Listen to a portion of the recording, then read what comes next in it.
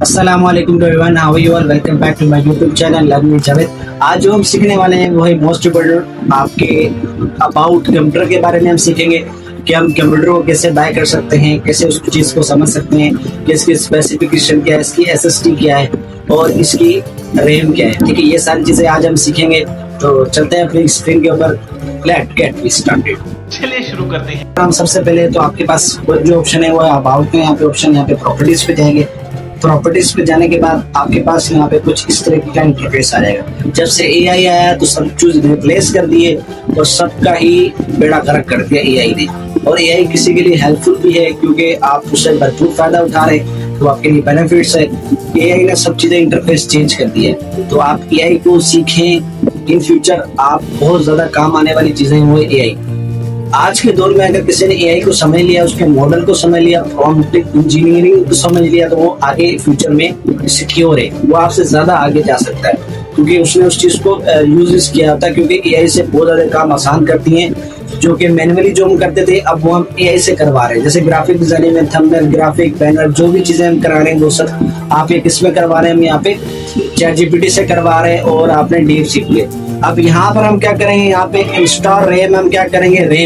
RAM हमारी क्या है? यहाँ पे 4 GB रैम है और प्रोसेसर आपका 2.67 GHz है और उसके बाद ग्राफिक कार्ड है हमारा 64 MB का। ये बहुत ज्यादा कम है।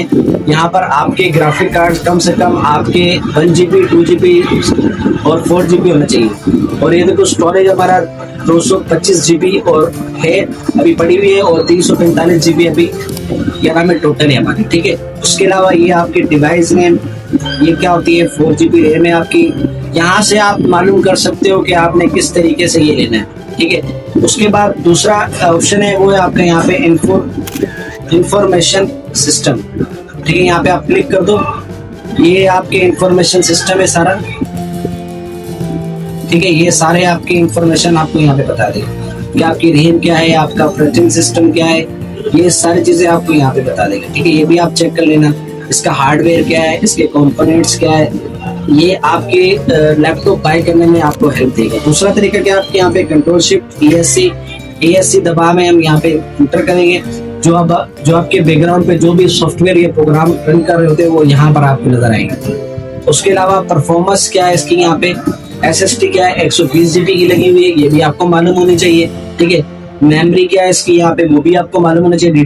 DDR4 भी जितनी आपकी रैम अच्छी होगी उतनी स्पीड आपकी अच्छी होगी, जितना आपका प्रोसेसर अच्छा होगा उतना आपका यहाँ पे सब कुछ सही होगा। ठीक है, यहाँ पर आपका CPU भी यहाँ पर जो है वो 2.67 GHz का है और इंटेल कोर i5 CPU का ये है मेरा। ठीक है, ये सारी चीजें आपको मालूम होनी चाहिए, तब जाके आप जाके लैपटॉप बाय करें या PC बाय करें। ठीक है, तो यहाँ पर हम क्या करेंगे, इसको हम आगे सीखेंगे मजीद। तो मिलते हैं नेक्स्ट वीडियो के साथ। अल्लाह हाफिज।